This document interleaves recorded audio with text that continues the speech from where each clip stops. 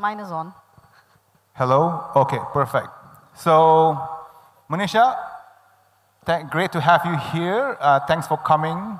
So maybe we can kick off by, I think the audience is kind of intrigued, because we never had your association in one of these sessions before. So to kick off, maybe you can explain what is the role of the Advertising Standard Council of India. What is it all about? So Advertising Standards Council of India, or ASCI as we are called in short, is really the self-regulatory body of the advertising industry. It means that the industry kind of says, let's regulate the content of our advertising, what messages we put out to the various audiences. And so that's what we do. We look at both grievances as well as do a lot of suo motu monitoring of the advertising ecosystem to see what kind of ads are going out. And so besides that, we also work closely with various government ministries who have laws pertaining to advertising, so we work quite closely with them as well. And more recently, we have done a lot of work in training, thought leadership, to really look at the emerging issues around advertising and ethics. By and large, I think what we're trying to do is to champion responsible advertising and to make sure that the entire ecosystem remains trustworthy, because without trust, none of our businesses would survive. Yeah, and so you've heard some of the session this morning and this afternoon. How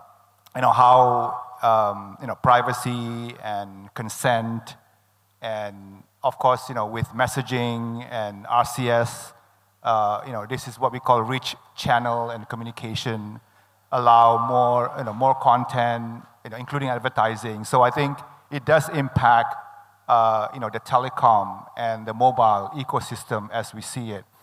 So from your perspective, how do you see the advertising, landscape change throughout the years, especially in India? Yeah.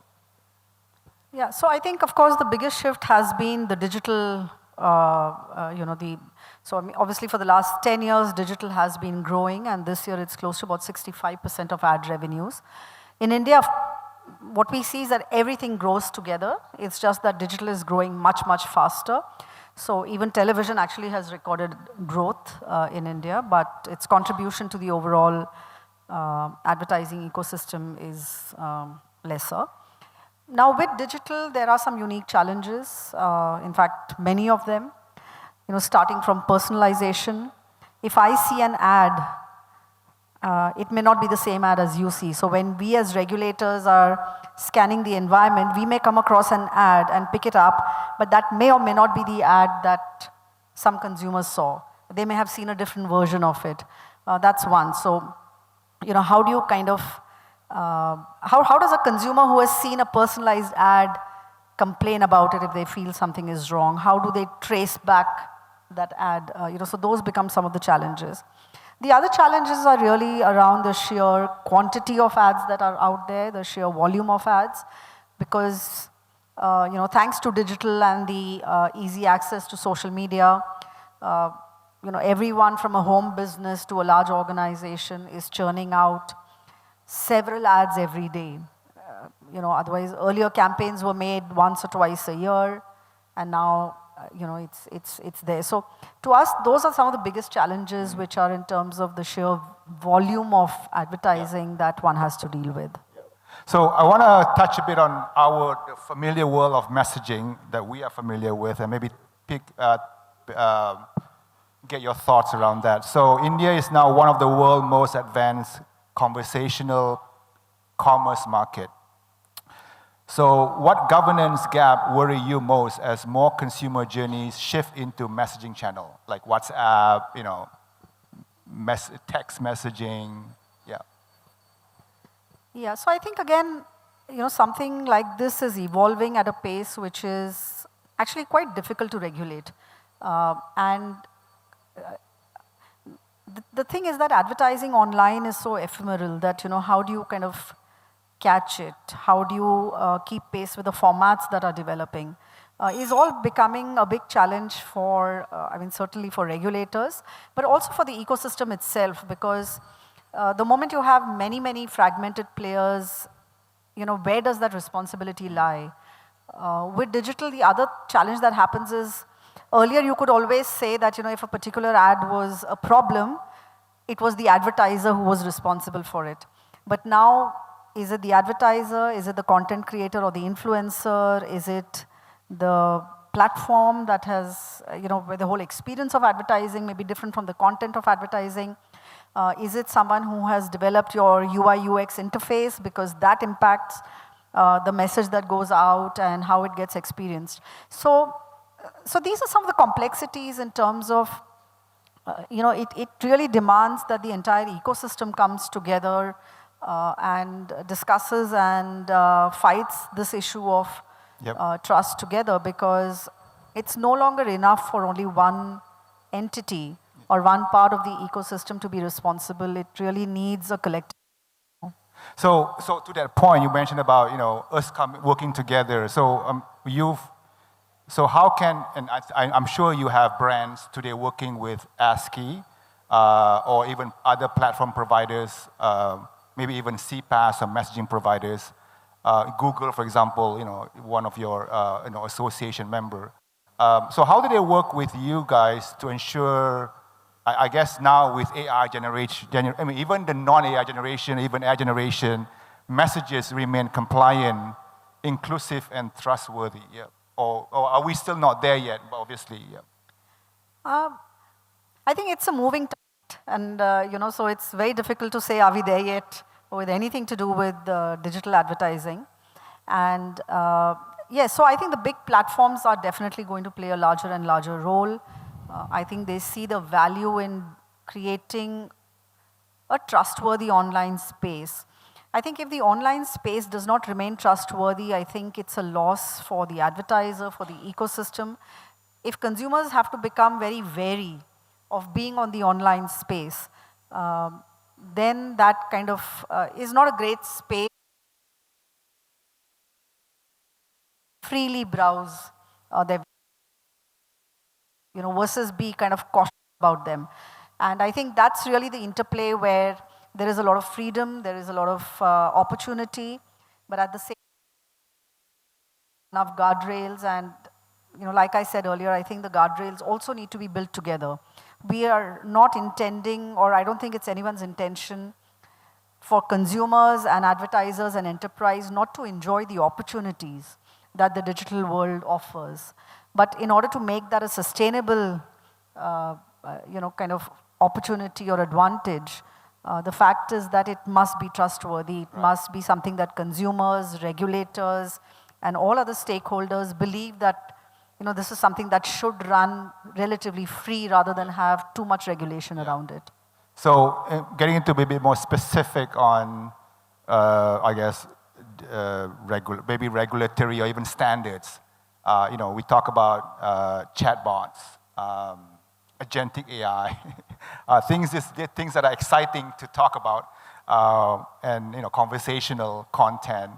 What are the guardrails, and what is there a need for some kind of a advertising disclosure or standards to manage those type of content? Yep. Yeah, so in fact, for influencers, for example, virtual influencers already need by law and through the ASCI code a disclosure that, this is not a real person. And I think the fundamentals are quite well established and laid down, that consumers must not feel misled, that there must be nothing offensive about what is being said or communicated, that it must be fair in competition, so it protects things like copyright laws, etc. And what we see is that there is actually a lot of regulation even right now which covers a lot of these aspects. It's just that it does not necessarily at this point of time mean that AI as a use case does not have a regulation. So it kind of, many of these acts, like for example, the Copyright Act or the Consumer Protection Act, etc., cover consumer protection as a concept and as a principle, and irrespective of the technology that that advertising uses. But I think in time, the scale at which, in the hands of bad actors, AI could mislead consumers. We are, looking at the issue of frauds that is becoming a very, very big conversation. So I think, to my mind, I think the challenge is more in the enforcement rather than in the development of the laws, because I think those principles are well laid out. But equally, I would say that regulators will also make the use of AI in order to kind of regulate and monitor things at that scale. So I want to talk about the concept of self-regulation, because it's something that we would love to have within the ecosystem. Self-regulate. We as the community and ecosystem kind of manage what is good and what is bad, and maybe have a code of conduct to allow entities to sign up.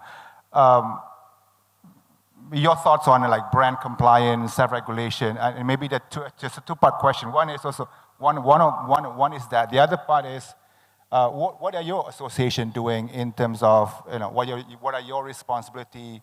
What have you done? What is your association have done to assist or support better management of content? Yeah. So I think self-regulation is something which is extremely worthwhile for any industry to invest in, because there are two things. I mean, in an ideal utopian scenario, which is not possibly real life, but you can keep regulations away, where the cost of compliance is extremely high, much, much higher than if you were to self-regulate. But I think what self-regulation also does, it provides a template for regulation. Like we've seen in the case of ASCI, because we can be much more agile as compared to formal regulation, we tend to identify issues sooner. We try and build a code of conduct, or we try and build a code around how we would address that issue. And we've seen that about 90% of the regulation that comes in later is based on or is almost the same as the code for self-regulation that we put on. So that means that the industry has the opportunity to demonstrate that it can think through complex issues, that it can think through emerging issues, and that we know what to do about it. And that the law also then recognizes that, whether it does so formally or not, but in the way that regulation itself is then kind of codified. And that's a great place to be, because I think the industry by itself will understand the nuances of how regulation will impact their day-to-day operations, will impact their short and long-term businesses, and how do you do it in a way that is not onerous on the industry, yet of course it has to be fair. I mean, and that's something that any self-regulatory body would try and align the interests of various stakeholders. It represents consumers. It would kind of understand what the government point of view is. It would understand what are the nuances of that industry, and then develop its own codes and things like that. Right. So I know I have 6 minutes. I want to open any question, if anything. Otherwise, I will continue with my question. Ning to Manisha. Any question at this stage? Okay. We are seeing new players in advertising. Very big companies. Often they are international tech companies that are platform for enterprise communication. So how is regulation changing to involve them? I mean, like you said, where is the self-regulation, or even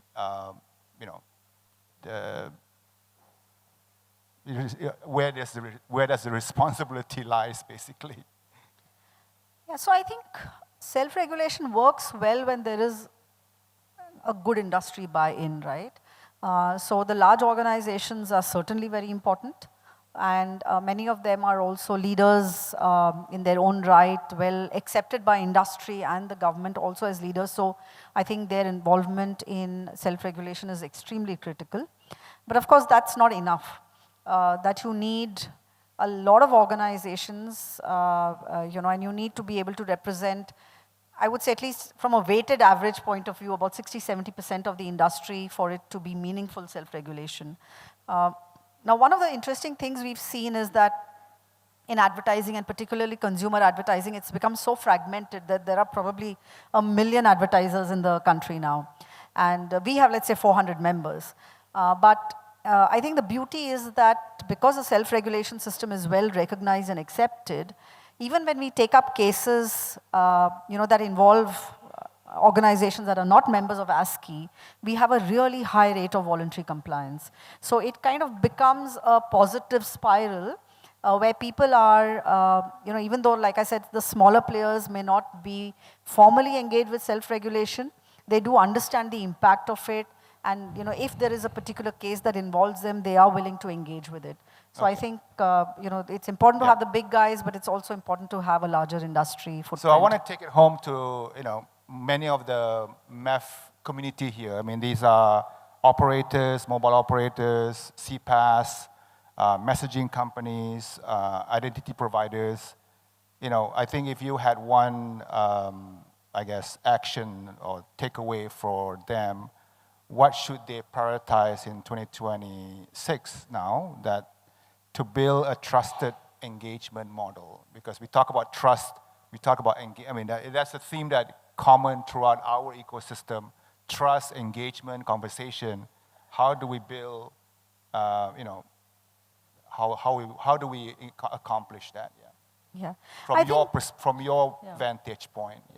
Yeah, I think increasingly media and channels, which is all of the digital service providers and anyone who has that last mile connectivity with consumers, is becoming extremely critical in the ecosystem because it changes the way consumers experience their advertising. So when you start looking at branded messages but in a sea of spam, that impacts the impression that you have of the brand. If you start seeing messages alongside other content that may not be very trustworthy, that impacts brand trust. And therefore for advertisers also, which medium they choose is becoming an increasing conversation that they have. And I think as the last mile connection with these audiences and with consumers, the duty, I think, of the platforms is to kind of create filters, at that stage that do not allow a certain communication that is probably in violation of some law or the other to actually pass through. Now, what are the systems and processes that you have, which is looking at the content that is flowing through your network? So do you have the systems and processes to make sure that these issues get resolved pre-publication? Because, once it's published, once it's out there, it's really like putting the genie back in the bottle. That it's a much longer, more protracted engagement to get someone to pull that off or to get someone to modify it, by which time a lot of consumers may already have been exposed to it. So I think the role of channels, of messaging services, etc., is quite critical to build your own standards which are compliant with the law. No one's kind of asking to create restrictions which possibly are not required by the law, but the law kind of sets the minimum standard. So I would say that abiding by that and making sure that those principles are well embedded in your own processes, I would say is the minimum that one would expect the entire ecosystem to do. Yeah, I know we have a minute, but just one last word from you. I know you gave me a copy of a report. Maybe you can talk about what you guys did recently. Yeah, sure. So one of the reports we've just launched last week is quite interesting. It talks of how Gen Alpha, which is kids under 15, are actually interacting with media, content, and advertising. And it's a fascinating study. I would encourage all of you to look it up if you can. It's there on our website, which is www.ascionline.in. And the report is called What the Sigma. Go through that report, and I think as parents, as people who are citizens of the digital world, but also as people who are marketing and reaching these audiences, we're reaching families, we're reaching kids. What should be our approach to a generation that has grown up inside the digital medium? They don't visit digital platforms. They live inside them. They are studying inside them, they're interacting inside them, they're making friendships, they are forming identities inside our ecosystem. And I think that puts an enormous responsibility on all of us to make sure that, we do right by the next generation. So, would really encourage all of you to go through the report. It's fascinating. I would say even 3 or 4 times after reading it, I'm like still in awe of, my God, what is this generation about? And, so it is tricky, but it's also something that I think all of us need to do. Oh, there's a question? Yeah. Very quick one, great discussion. So now there are so many media consumption formats or channels, like there could be TV, there could be radio, there could be digital, gaming, mobile. So anybody can advertise anything. So how does ASCI monitor that some wrong advertising is not going on to the thing, or it's just self-regulation, or it's post facto? So how do you monitor wrong advertising being put on these channels? Yeah, so some of it, is advertising, which is, so there is, of course, self-regulation, but there are also different laws that intersect when it comes to advertising. So, for example, cable television, even if ASCI doesn't also, let's say we identify an ad that is wrong, it violates a government law, and the government can come down and, let's say, stop your channel or stop your ad. In the case of, violation of the ASCI code, 9 times out of 10, it's also going to be a violation of the Consumer Protection Act. So there are ways in which self-regulation kind of is your early warning system. And it's good if companies pay heed to that, because then sooner or later, the government is going to come down with penalties, and that's a much harder reputation loss, as compared to an early warning system that self-regulation can do for you. Yep, thank you. Okay, so I think we are up. Time is up, so I'm going to thank you again, Manisha, Kapoor, for being here. Wonderful conversation. I hope, please reach out to Manisha if you have any question or want to have more information about ASCI. Please give Manisha a big round of thank you. Thank you for inviting me.